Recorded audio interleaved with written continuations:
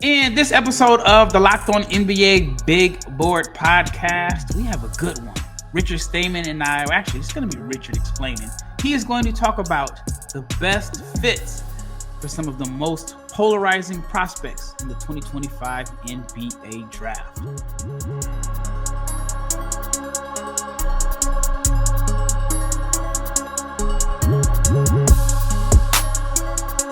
Big shout out to each and every person that has made the Locked On NBA Big Board Podcast your first listen of the day. I'm your host, Rafael Barlowe, along with my co-host, Richard Stayman. And this episode is brought to you by Monarch Money. Take control of your finances with Monarch Money. Use the code LOCKEDONNBA at monarchmoney.com for 50% off your first year. And if you're not subscribed to the YouTube channel, please subscribe, like, share, comment, and click the bell so you can be notified every time we drop an episode. It is Monday afternoon, and the NBA draft is a little more than 48 hours away. And in this episode, we're going to talk about some of the best fits for the most polarizing prospects. Richard and I, we talked offline, and we were just trying to figure out what is something that we want to cover. He came up with this brilliant title. Before we get into it, like, when you think of most polarizing prospects, like, what makes some of these guys polarizing? Yeah, for me, I defined it as just if you go on mainly two central places, right? Draft Twitter and search Ace Bailey and see what happens. You'll find some crazy opinions both ways, right? Where it's like nobody can agree and like more just there's no consensus, right? Colin Kniffel, I think most people are like, yeah, he's good. The question there is how good. Ace Bailey, there's a lot of people who I've seen him ranked as low as like 31. Now, some of those are, it's not like by the highest, it's not like by ESPN or something necessarily, but I do value what these people say. I've also seen Ace Bailey at like 2 over Dylan Harper before. So I think he's somebody you either love or hate. And then also same thing, like you look at NBA draft subreddit, right? Where it's the same thing. It's like, if you say anything negative, you're a hater. If you say anything, positive, you always find somebody going like, you don't know what you're talking about. That kind of discourse on all of these guys, I think exists in some capacity on, pretty known like vehicles of communication in a way, right? Twitter and Reddit. I think that's kind of where I was going off of. And even in the NBA draft stuff, right? Ace Bailey's following Egor Demin, Risen, and there's a lot of guys where it's just a lot of different opinions. Well, Bailey's falling. It's strategic. Like, it's 100% to land in a favorable spot. And from everything I'm hearing, that they don't think Philly is that spot. And to me, it makes sense. I understand why people would think like it's a bad move, but Alex Sarr did it last year. Wasn't a lot of fanfare around that because he didn't want to go to Atlanta. Then Ace, and I get it, and I've talked about it at length the last few days. What's a better situation for Ace Bailey? A young player who needs time to develop. He's 18 years old, who is probably best if he goes to a situation where he's allowed to play through mistakes. And I don't know if Philadelphia is that situation. I really don't. Just because, you look at the East, and I think even with the situation that happened yesterday with Halliburton, if you're Philly, it probably puts even more pressure to try to win now. Tatum's going to be out. Lillard's going to be out. Halliburton's out. So you have 3 of the top teams in the East next year are going to be without major pieces to their puzzle. So if you're Philly, you're just like, we just got to get to the finish line. We're actually going to be one of the few teams that comes in healthy.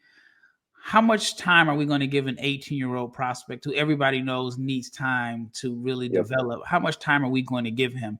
So I get it. If you're Aces camp, yeah, you may lose some money on the back end, but if you go to DC and you play 25 minutes per game, you're going to be first team all rookie unless you're just flat out bad. And if you go to Brooklyn, you might make the money back because you're in a bigger market. I was in Brooklyn for the McDonald's game, and no knock on the guys, and James and I, we were outside the Barclays.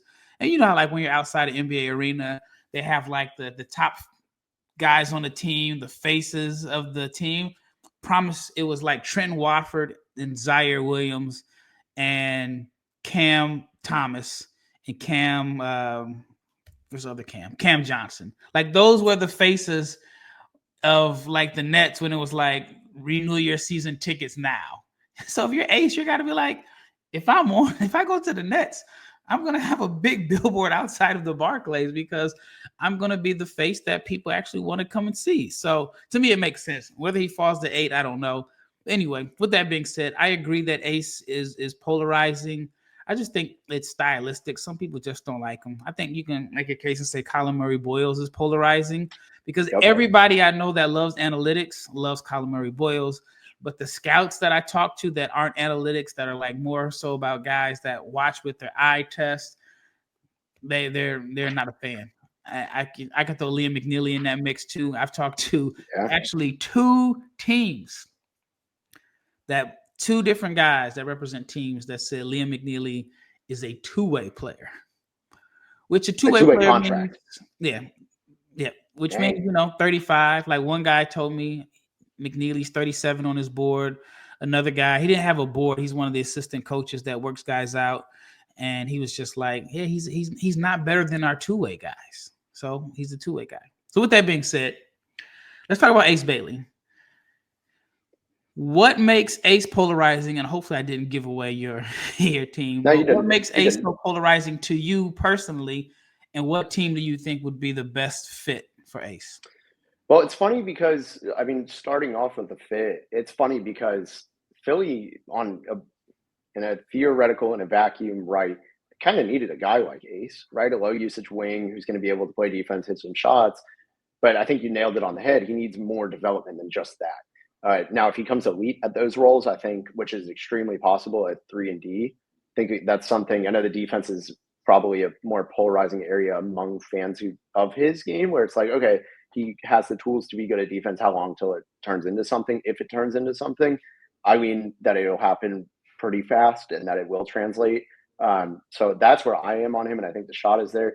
But it's interesting just because there are teams that do fit, right? I mean, I think Philly's a good fit in theory. Utah is a good fit, and the one that I think actually happens is probably now his best fit, which you kind of said, being strategic. I think he goes to Washington. One of the things that we don't talk about with the Wizards enough is, and we as like in general, just NBA discourse is, yes, of course, the Wizards had a very losing season by design. But one of the things that they're doing, I think they're kind of modeling it. This seems to be the general model. OKC one doing this, and this is how they rebuilt too, is they are rebuilding through defense. Alex Sarr is going to be an anchor for them. If they believe in Ace Bailey's defense, that's a wing that's going to be really good on defense. Bub Carrington had a pretty good defensive year. The metrics may not show that too much, but he was extremely active. If you watch the Wizards games, you know that he was the guy who brought 110% every single possession, off ball, on ball, whatever it was. They are clearly implementing a defensive culture, and I think Ace fits right into that. If kind of like you said, if it was all strategic to end up in Washington, it's a pretty good move. Like, let the media's like all these big, names have said what they said about it, but if it works, it works. I've actually talked to some parents of prospects that are in the lottery range, and they were like, Ace's camp is doing what some agents are afraid to do. Some agents are afraid of the backlash and just how it could impact their relationships with teams if they don't have their guy work out, or if they're being strategic. And I think in Ace's situation, he's not with a big agency. I think he has a couple of different agents on paper, but the guy who's pulling the strings probably doesn't necessarily care. I should say he doesn't care, but he doesn't have other clients that this strategic move could impact. So he's solely looking out for Ace and Ace only, not necessarily Ace and the reputation of the agency. I mean, there's so many different plays into it, but I get it. I mean, it's a bad PR hit, but Washington makes more sense than Philly. Yes, you may be able to win now in Philly, more TV games, but I just envision a couple bad shots, a couple, mishaps on defense or missed assignments, quick hook. You're getting pulled out the game. While in Washington, you're going to have plenty of time to develop. Same with Brooklyn. And then I think if you're in Brooklyn, you have to factor in that sometimes, not all the times, but sometimes when guys have these marketing deals, market size can add a couple more dollars to your pocket, because like if you're in Brooklyn, you're gonna reach more eyes than you would if you're in Utah or Oklahoma City, Of course, if you're a superstar like Shea, it may not matter. But even then, I think if SGA was in Brooklyn, his Converse deal would probably be even more money than what it is in Oklahoma City. So Aces, again, polarizing. I love the talent. I just think that for him, it may be best to go to a situation where he can play through mistakes because he still is young. We all know that he needs to develop, and you just don't want to put your client in a situation where he's Reed Shepherd or Jet Howard or Rob Dillingham. You don't want to lose 2 years, because the goal of an agent is to put his client in the best position to succeed. And just being realistic, you want to succeed financially first, and then the winning will come. And so you want to get to that second contract. And if you are a max player on your second contract in this draft, I'm guessing it has to be like 250. It has to be, because if Franz was 2021?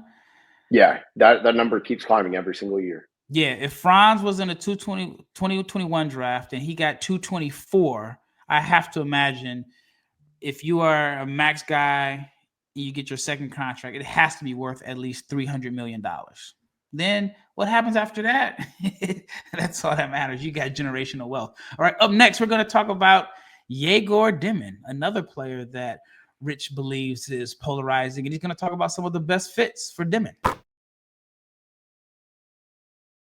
Olipop is a new kind of soda, and it's made for people who love the classic taste of soda, but they want something that really supports their health.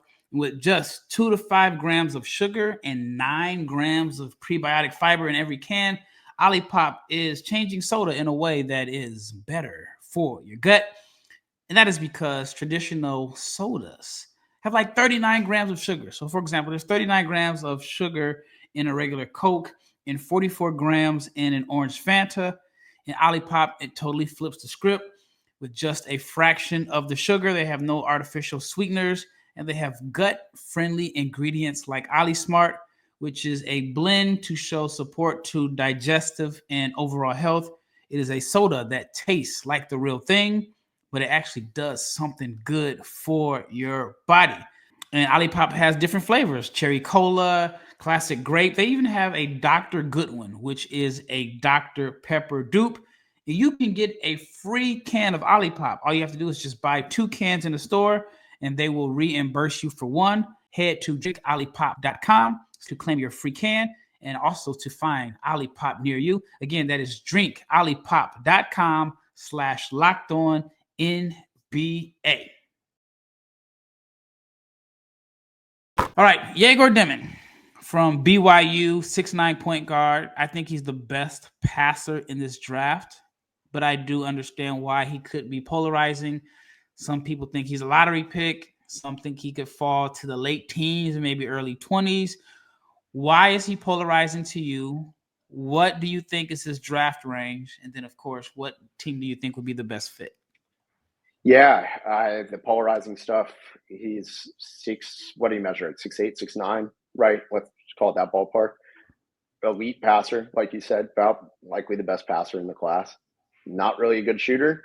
His best, the stuff that really got him on the map was the first 4 games when they didn't play any high major teams. He struggled more in the Big 12, which is always known as the best defensive conference most years, but SEC might have taken that one this year.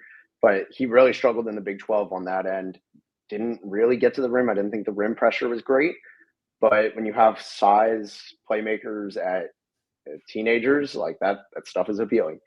I think he's somebody who gets a lot more big board. He's in the 20s more often, or late teens, but on mocks, he's in the early teens, maybe even 10, right? We've seen that a lot.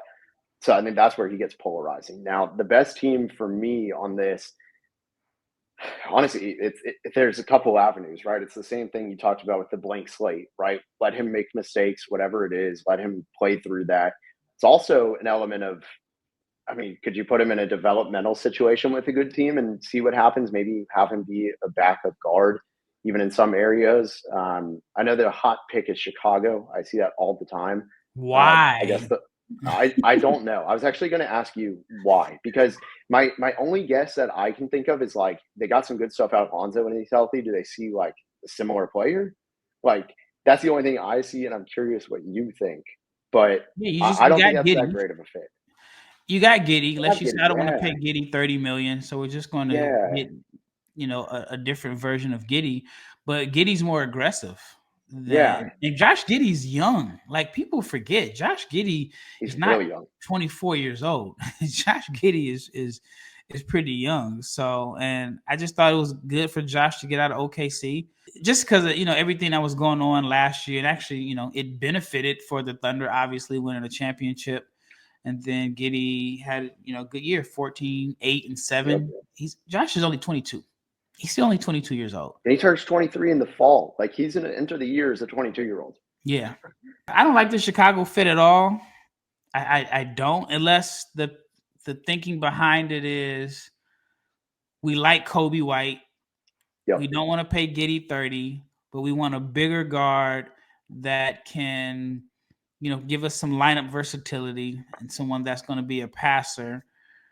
But Josh is like we've already seen how good Josh is. I mean, I guess you have to decide: do we say, all right, Egor could be that much better than Josh, or do you I don't say, understand it. yeah? And then, yeah, I mean, then if they keep Josh, do you go Josh, Giddey, and Bazelis? So here's one for you. Yeah. What do you think about Phoenix?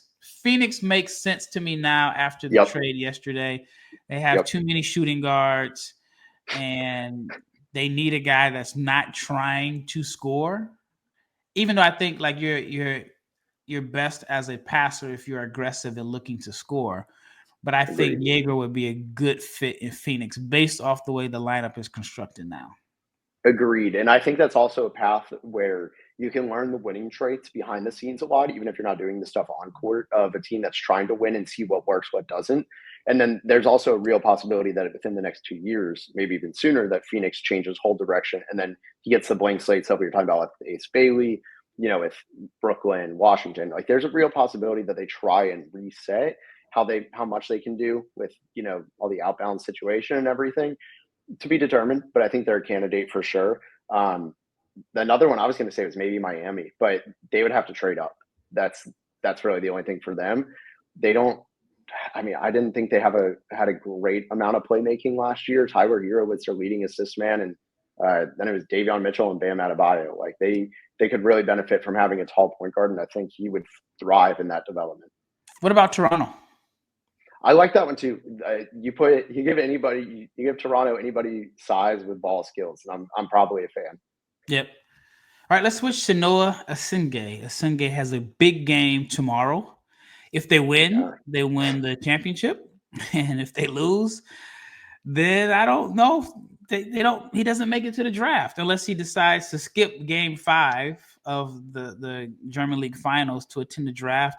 And I remember talking to his agent about it back at the combine, and he told me like I guess the teams voted on the days of what they were going to have, and the team that they're playing voted like, no, if it goes to Game 5, we want it on whatever the day, the 25th or whatever. And it just leaves a big decision. So like I don't even know the answer. On one hand, like it is wrong if you leave your team. Two guys leave their team hanging in Game 5 of a championship series. That's probably unforgivable. You probably can't go back to Germany if you do that. But you only have one opportunity to hear your name called at the NBA draft. Yep. And Essengue for sure is a first round pick. He would hear his name called. He would get a chance to shake Adam Silver's hand. Ben Saraf, he's in that range where it's a little tricky. He can go anywhere from 25 to 35. Yep. So with that being said, why is Essengue polarizing in your opinion, and what team is the best fit? Yeah, absolutely. I think for him, it comes down to he's 6'10", let's call him, give or take. I forget what he fully measured as. It was somewhere in that ballpark. Yeah. Where he doesn't shoot a ton. Some people don't trust the ball skills, right? I think a lot of people just think he's a toolsy guy that may not ever put it together. And I lean that he may not put it together. He just turned 18 in December. He's the youngest player in the draft. Second youngest. I know. I'm not saying you preaching to the choir. I know. I say the same stuff. There's a lot of tools that I think a lot of people see as theoretical translating to the NBA, but that he has kind of now. And I think that's their drawback. For me, my number one thing is like the thing that won me over is look at his free throw numbers. Like for an 18-year-old in a professional league, the amount of free throws he draws, like the ability to, and you can explain it so easily, right? It's not a lot off of self-created drives. He's not overpowering guys, blowing by and causing them to miss. He is truly just very good at absorbing contact and knowing how to maximize contact in his favor. And I think that goes a really long way. I'm high on him. I think I'd have him in the high teens. Now, the fit, this could be anywhere from Toronto. Like if he went to Toronto, sold. That's one of the top 5 players in the draft. If that You happens, think right? so? Like where are the Well, I mean, guaranteed like minutes? Think about it. If Toronto with that archetype has found success, like I feel like that's just the stereotypical Toronto guy, right? Like they love the long players who have some ball skills, who have a lot of room to grow. Just feels like the kind of guy who's going to develop perfectly in Toronto, given their track record. Now, the places I would like to see him, I'd love to see him in San Antonio. I know it's almost a lazy drop, but I think that would be really good. I love the Memphis fit. If he's there, I think that's a really good blend of high upside and potential to maybe impact in the second half of the season as he grows. I feel like he could really fit into any team picking. I guess we can start with 9 with Toronto and further. Everyone else, I think, like would love to have him as a developmental project, as a near winning team or winning team. My fit is 8 in Brooklyn. Yeah. Toronto, I don't know if Toronto doesn't make sense to me because it's a lot of redundancy there. Like yes, with the roster, yes. Yeah. I should clarify. Independent of who is there, I like it. In terms of like having him and Mobo may not work very fluidly, right? There's some similarities there. I mean, Mobo's an incredible defender, right, and occupies a lot of the same space. So I think that may hurt, especially if Noah's not shooting. So meant to clarify that. That is a good point. Just in terms of would Toronto be able to figure some stuff out that other teams may not? I would lean yes. But even then, you got on the wings, you got Grady Dick, you got Jacoby Walter, you got Brandon Ingram, you got Scotty Barnes, Agbaji still there. Like Toronto, I imagine they're going to make a move. Their roster just doesn't seem balanced. It just seems like you have a bunch of wings and 3-4s. It's like you got guys that are 2-3s and 3-4s. And just off the top of my head, like how many centers do they have on the roster? Is it 1? And how many like point guards? Like it depends on who's free agent. Yeah. Yeah, it just seems like you got Quickly, Jakob Portal, and then everybody else is like wings and wings and wings and wings and wings. So I think Brooklyn will be the best fit. I have him going number 8. I really think he's going to have a Bilal Coulibaly type rise. I mean, we saw with Bilal, he benefited because once everyone was done playing, he was still playing. You know, all the college guys were done in March. Bilal played all the way up until mid-June. I think it was probably late June, to be honest with you. And by him playing, it was a recency bias. And he shot all the way up to, 7 or 6? I forgot. It was that weird trade where the Pacers and Wizards flipped. So I think Essengue could go as high as number 8, in my opinion. But, of course, I think a lot of it's going to depend on what happens with Ace Bailey. I've talked to some agents and are just like, Ace really just screwed up the top half of the draft. Right, up next, we're going to talk about 2 more prospects, Rasheer Fleming and Danny Wolf. Richard's going to explain why he thinks they're polarizing and, of course, who he thinks is the best fit. Have you ever checked your bank account and you wondered where did all the money go? I just honestly did that like 20 minutes ago. Between dining out, online shopping, and entertainment, it is very easy to lose track.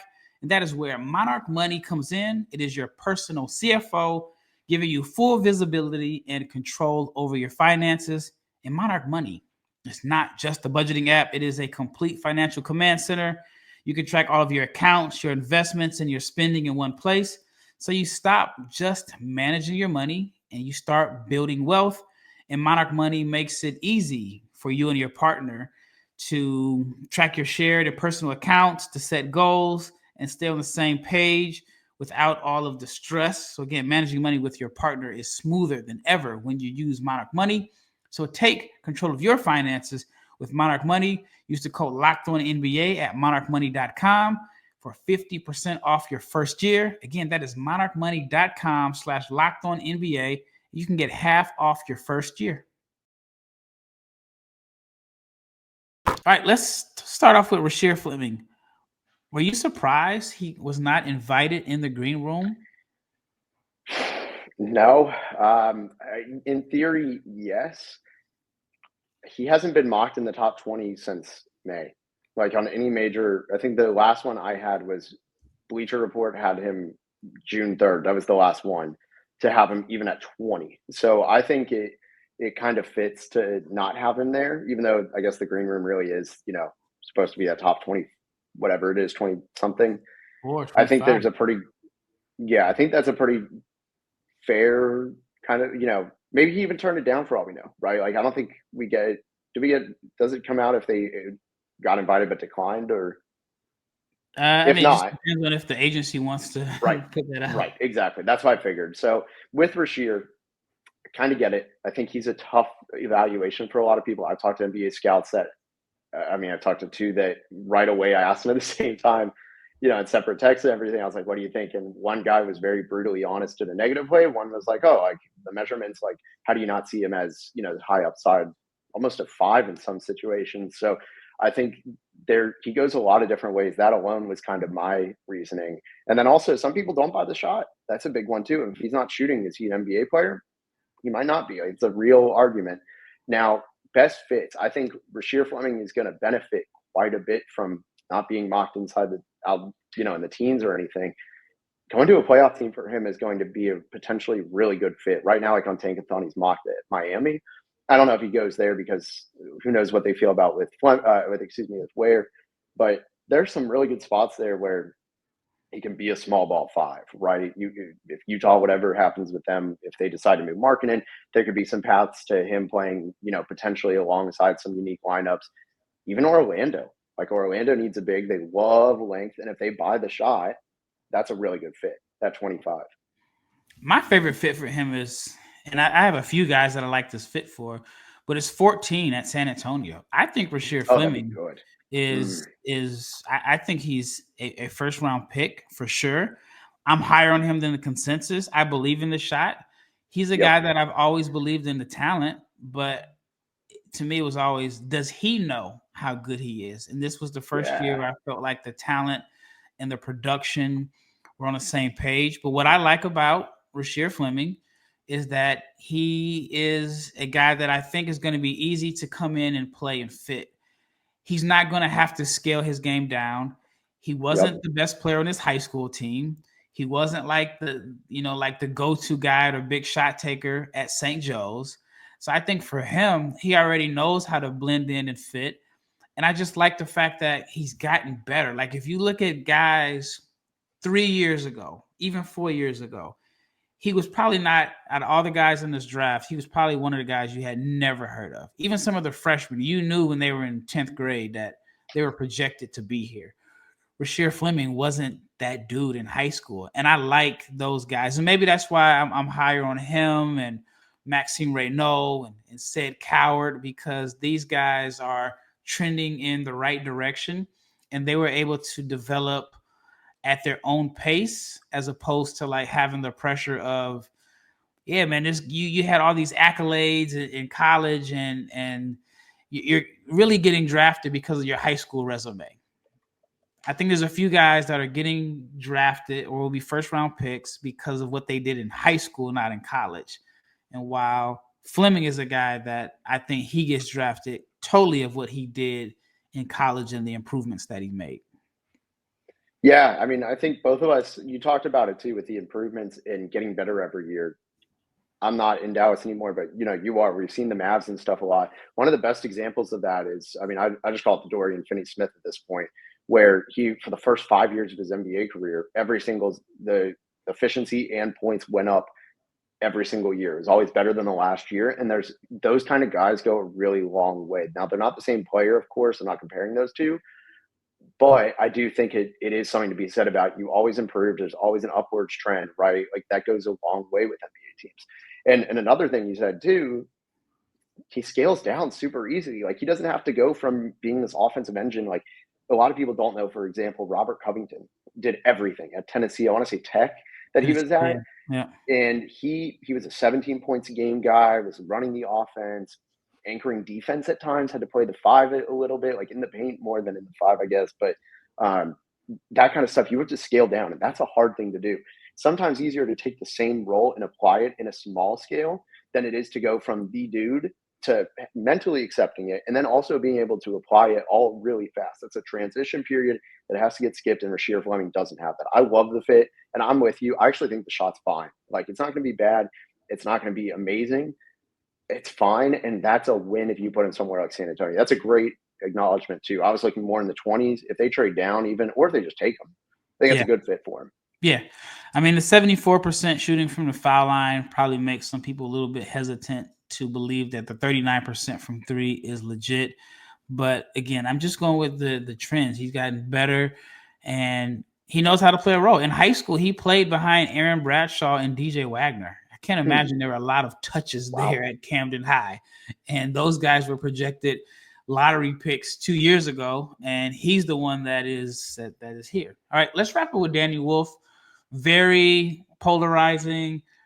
To me, like, I had this ideal fit in mind for him, which was the Pacers at 23, and they traded that pick to the Pelicans. So now I don't know what is an ideal fit. Tell me why Danny Wolf from Michigan, for those that aren't familiar, Danny Wolf, 7-footer from Michigan, extremely skilled, phenomenal passer, unique in the way how he plays and how he moves at 7 foot. But in your opinion, why is Danny Wolf polarizing? Yeah. So, like you said, he's a 7-foot playmaker. Truly runs a pick and roll, I would say, better than any 7-footer I've ever seen coming out of college. You just don't see the kind of stuff he was doing in that regard as a lead ball handler for a high major program, nonetheless. So for me, the polarizing part, there's 2.5 parts of this. Some people don't even buy the playmaking. The turnovers are insanely high. It is a very justifiable thing to believe in. And the other two things is, I've heard this going back to the playmaking, is he even a point guard? Or is he like a good playmaker, like a good passer, or is he a floor general? Because those are two very different things. You can make good reads, but you may not be able to run the offense. Those take two different traits. There's two different traits, take two different skill sets. Now, the other thing too is, do people buy the shot? It's a kind of hard shot to, you watch it, you're like, okay, that's not like a good NBA jump shot. And then also, a lot of people just don't know what he does on defense because he's not a 5, even though he's the size of a 5, and he's not a wing. So he's just a very unique player. I think these unique players generally end up the most polarizing, the way, not the same player again, but some similarities here of, like Alexei Pokuševski, right? We've never seen anybody like him as a prospect that young. He was literally the youngest you could ever be. He was a New Year's Eve baby and super young, did playmaking stuff at 7 foot, whatever he is, and could shoot, but it didn't end up working. Those guys end up being polarizing. Now with Danny Wolf, the cheat code for every player, I feel like at this point, is going to be the Spurs, considering we've said it so many times. Yeah. But I think he would actually be okay there. You can find some makeup areas. I also kind of want to see him just go to a blank slate team, right? Like a team that's expected not to be so great. I mean, again, the Brooklyn Nets, right? They have 4 first-round picks. That could definitely be a good spot. You may also see Orlando take him because they may want size playmakers, and the whole Michigan connection thing. If you've been able to pick up on the trends, I love Michigan. Was told about that yesterday, and it hit me. And I even forgot about Caleb Houston. Oh, yeah. No, it hit me a couple of years ago when I thought, like, this player's kind of fallen out of relevance, but they had signed this point guard, George Washington. It was like a high 3, low 4 star. And I was like, oh, this guy's going to be the Magic pick next year after the Jet pick. So they love Michigan guys. I could kind of be talked into it if, even with Desmond Bane, I don't think it's actually going to happen by any means. I think it's kind of overblown with that stuff. But I do think there's a real world where you say, you need another playmaker. He has to have size.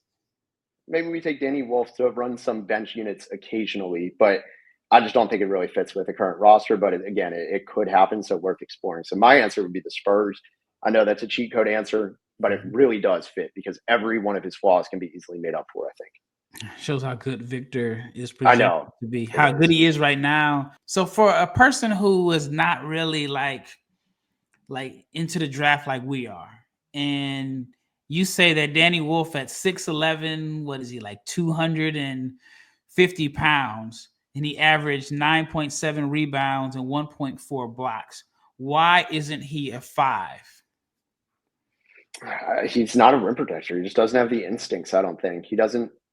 He doesn't know how to anchor a defense, and it's just not his game. He's always been a more on the defensive end. He's picked up extra assignments. I'm trying to think of the best even analogy or something to compare it to, because again, he's just so rare.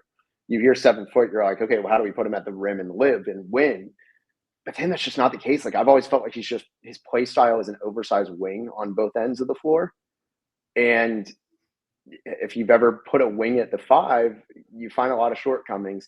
And I think he's just kind of like, in terms of knowing how to apply his body, I think he's like a wing in that regard, even though, and he's not super long, but the length doesn't really worry me. It's just, I don't think he has great timing. I don't think he makes the reads before they happen, which you have to do if you're anchoring the defense. That's kind of my 2 big things for him. Yeah, he is polarizing. Like I said, my best fit for him, I thought, would have been the Pacers. They needed, they could use some depth at the big spot. But Rick Carlisle giving another like weapon as a passer that can get the rebound, push the ball up court, and how they like to play. I just thought that would have been a perfect fit, but the Pacers traded their pick to the Pelicans. Well, that wraps up this episode of the Locked On NBA Big Board Podcast. Once again, thank you for making this your first listen of the day. Once again, it's Rafael and Richard Stayman, and we are out of here.